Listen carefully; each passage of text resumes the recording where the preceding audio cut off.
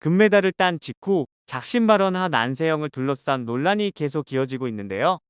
대한배드민턴협회가 이를 두고 진상조사를 시작했지만 문화체육관광부가 조사위원회 활동을 중단하라는 취지의 시정명령을 내렸습니다. 앞서 문체부는 협회 정관에 따라 이사회 심의 의결을 거쳐 진상조사위를 구성하라고 권고한 바 있는데 여기서 조치 수위를 한층 더 끌어올린 것인데요. 협회 관계자는 조사위 해체나 종료는 아니고 일단 멈춘 것은 사실이다라면서 문체부가 협조를 구할 경우 진상조사위 위원들이 활용될 수도 있다고 설명했습니다.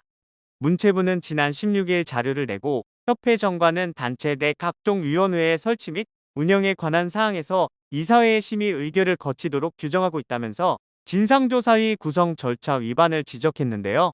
문체부는 협회는 협회의 장은 그 내용이 경미하거나 또는 긴급하다고 인정할 때는 이를 집행하고 차기 이사회에 이를 보고해 승인받아야 한다는 예외 조항을 활용했지만 진상조사위 구성은 결코 경미한 사항이 아니라는 게 문체부의 판단이라고 설명했습니다. 특히 안세영이 협회의 진상조사 요구에 불응했다는 소식은 모두를 또 한 번 놀라게 했는데요. 이에 배드민턴계에서는 불응한 게 아니라 불응하도록 만들었다라는 반응을 보였습니다. 그동안 어른들과의 진솔한 대화를 촉구한 안세영이 진상조사를 거부한 게 아니라 협회 독단적인 진상조사위원회를 향해 또 다른 직격을 날렸다는 것인데요. 안세영의 이런 반응은 예견된 일이었습니다. 협회는 안세영 작심발언 사태에 대처한다는 이유로 조사위를 꾸리면서 독단 행정의 극치를 노출했습니다.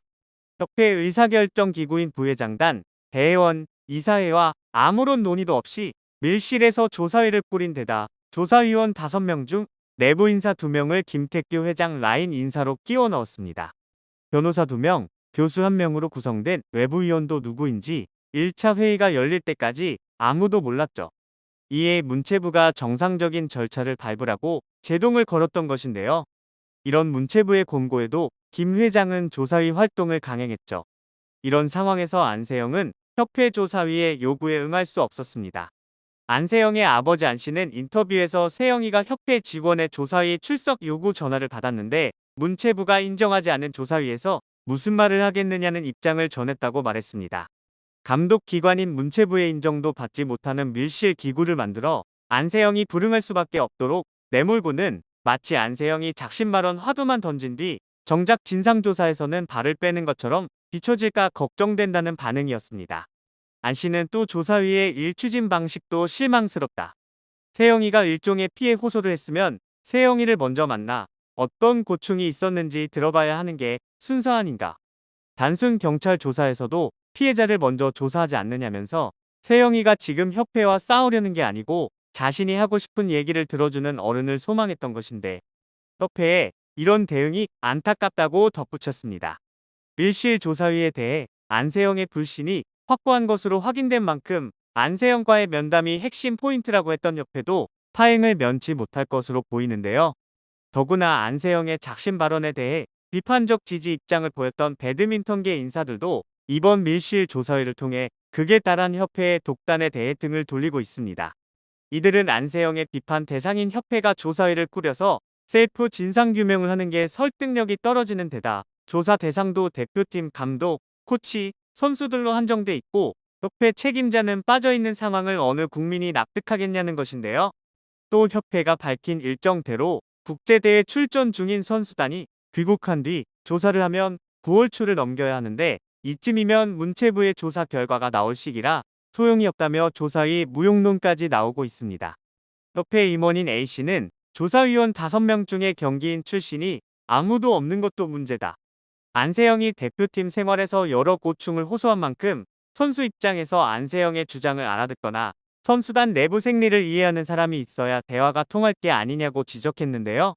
또 다른 이사 B씨는 협회가 외부 인사 3명에 대해 협회의 어떤 사업에도 참여하지 않은 인물이라고 객관성을 강조하는데 그렇게 떳떳하면 왜 회장 혼자서 조사위원을 선임하느냐고 반문한 뒤 이런 식으로 조사위가 강행되면 그 나물에 그 밥 조사 결과가 나올 것이란 의심만 키울 뿐이다. 협회도 문체부의 권고를 묵살했는데 안세영이 출석 의무가 없는 조사위를 거부한들 무슨 할 말이 있겠느냐고 꼬집었습니다. 결국 안세영은 국회로 직접 가서 자신의 의견을 피력했는데요. 더불어민주당 소속 국회 문화체육관광위원들이 8월 22일 안세영을 국회로 불러 의견을 직접 들어봤는데요.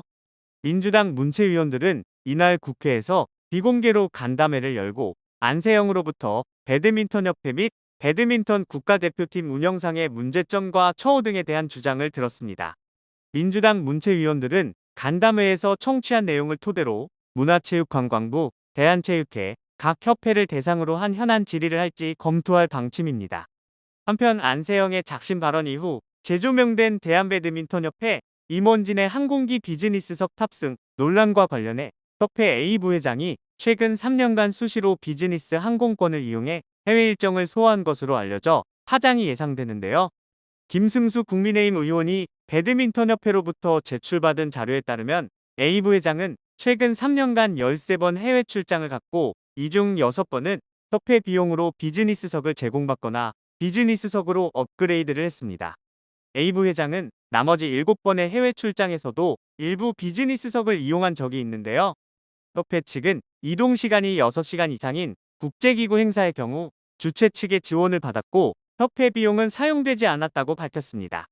지난 3년간 A 부회장이 비즈니스석을 이용하기 위해 사용한 협회 예산은 1,562만 원 가량인데요. 2021년에는 또 다른 협회 부회장이 비즈니스석을 이용하며 협회 비용 495만 원 가량을 사용했습니다. 이를 합하면 지난 3년간 임원 비즈니스석 이용에 사용된 협회 비용은 2,057만 원 가량입니다. 협회 측은 안세영의 발언 이후 2018 자카르타 팔렘방 아시안게임 당시 부회장급 이상 전원이 비즈니스석을 이용해 언론의 질타를 받은 것이 재조명되자 지난 9일 해명 보도자료를 통해 현 집행부는 대부분 이코노미를 이용했다고 밝힌 바 있죠. 협회 관계자는 회장 등 대부분 임원은 이코노미를 이용했다. 현재 여기 규정은 회장 부회장이 해외 출장 시 비즈니스석을 이용할 수 있도록 정하고 있어 규정 위반은 아니다라고 했습니다. 배드민턴협회엔 회장 1명과 부회장 6명이 있는데요. A 부회장만 유독 비즈니스석을 자주 이용한 이유에 대해서는 A 부회장이 세계 배드민턴 연맹 임원이고 아시아 배드민턴 연맹 회장 선거에 출마해 당선됐다. 해외 출장이 잦아서 지원을 받았다고 했습니다. A 부회장은 아시아 배드민턴 연맹 회장 선거 운동을 하겠다며 해외 출장을 갔다가 일정에 없던 다른 국가를 경유해 귀국하기도 했습니다. A 부회장은 이때 서류 제출 없이 구두로 협회에 지원을 요청해 항공기 비용을 지원받았고 귀국 후 별도의 출장 보고서도 작성하지 않았는데요. 협회는 지원할 필요성이 있어 지원한 것이라고 설명했습니다. 김승수 의원은 협회가 2021년부터 임원진 출장 시 이코노미를 탑승했다고 해명했으나 A 부회장의 경우는 세계 배드민턴 연맹이 이코노미 항공권을 제공하는 경우에도 협회 공금을 사용해 비즈니스로 업그레이드 해온 것으로 드러났다. 대부분의 출장이 결과보고서도 없이 이루어진 깜깜리 출장이라는 점에서 최소한의 가이드라인이 반드시 필요하다고 밝혔습니다. 여전히 어수선한 가운데 안세영이 처음으로 공개석상에 나서는데요. 8월 22일 열린 파리올림픽 선수단 격려 만찬 행사에 부모님과 함께 참석하는 안세영이 어떤 이야기를 꺼낼지 많은 주목이 쏠렸습니다. 만찬 행사에는 선수단, 가족, 훈련 파트너 등 모두 자리하며 유인촌 문화체육관광부 장관과 이기흥 대한체육회장도 참석하는 것으로 알려졌는데요. 그러나 전체 선수단이 모이는 만큼 안세영이 공개적인 발언을 하기 쉽지 않을 것이라는 관측도 나왔습니다. 하루빨리 속 시원하게 사태가 잘 마무리됐으면 하는 바람입니다.